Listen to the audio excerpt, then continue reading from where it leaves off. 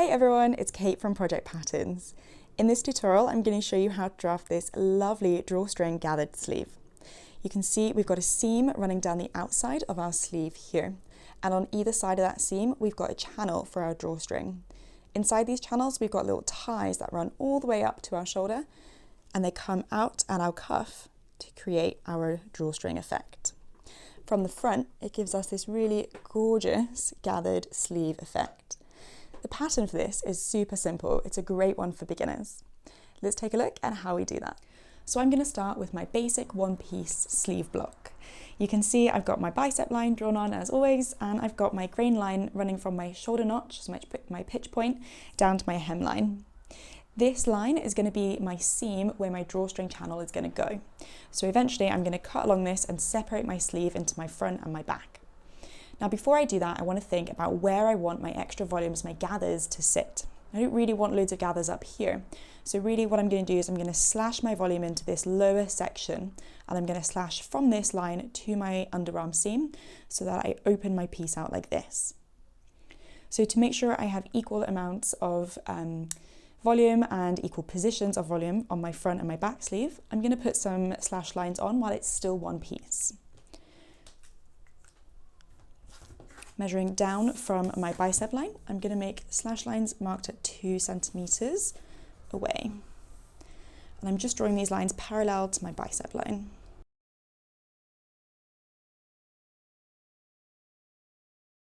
Then what I'm going to do is I'm going to cut and separate my front and back sleeve.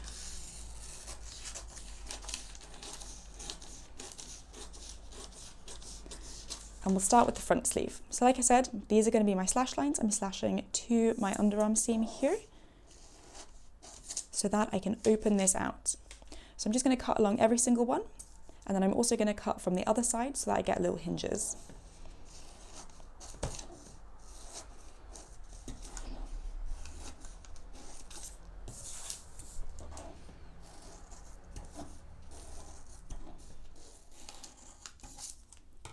Wonderful, so now we can start to open this out. I'm going to grab some paper to stick behind. So at each of these slash points, I'm going to add in a centimetre. So full scale, that's 2 centimetres. Let's start with our lower one here. I've already stuck down this section to my paper. I'm just going to open out here and add a centimetre to nothing here, using my hinge point as my rotation point. And I'm going to repeat that at every single slash line.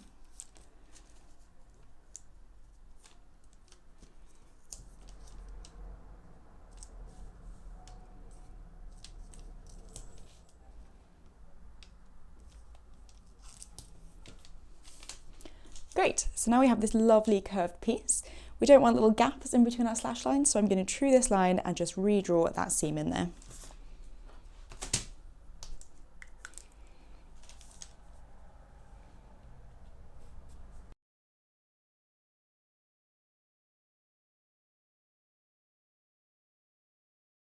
Lovely, so that's our front sleeve done. Let's repeat that process on the back.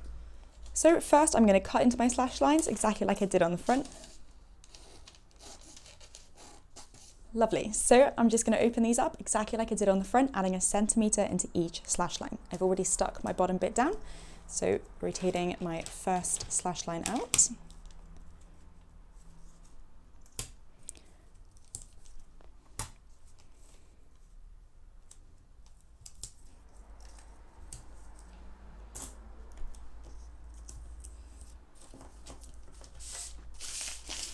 Great, so there it is, all of our volume added in. Now we just want to repeat that process and true our line here for our seam.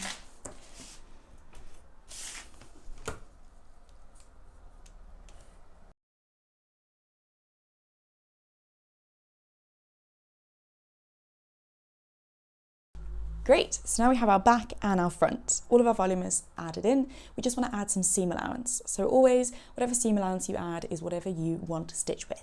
I normally stitch with a centimetre seam allowance, so I'm going to add a centimetre to my sleeve head, my underarm and my hem.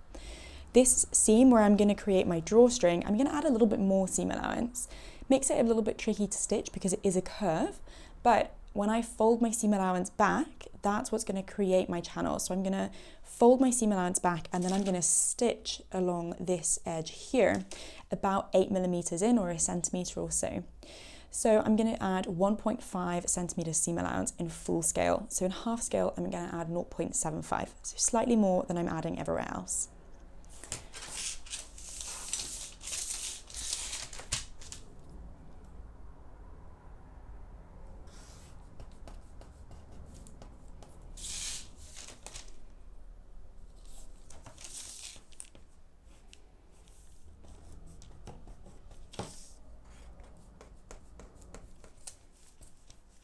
Once we have our seam allowance added, it looks like this, right? Like I said, bigger seam allowance on this seam and this seam because they stitch together and create our channel.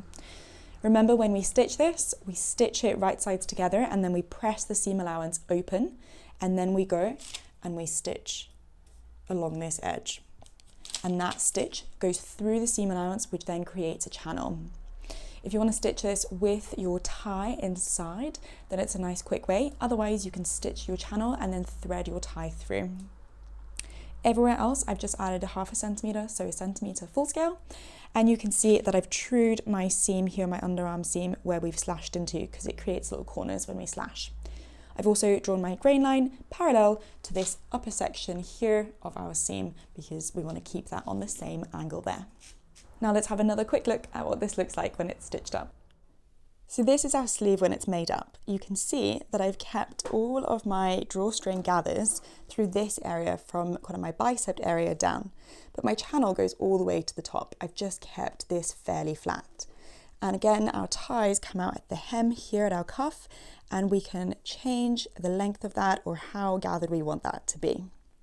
I really love this sleeve and I can't wait to finish this top. Maybe we'll see it in my next tutorial. If you want to learn more about drafting patterns, head over to my website for tips and tricks and online courses, www.project-patterns.co.uk.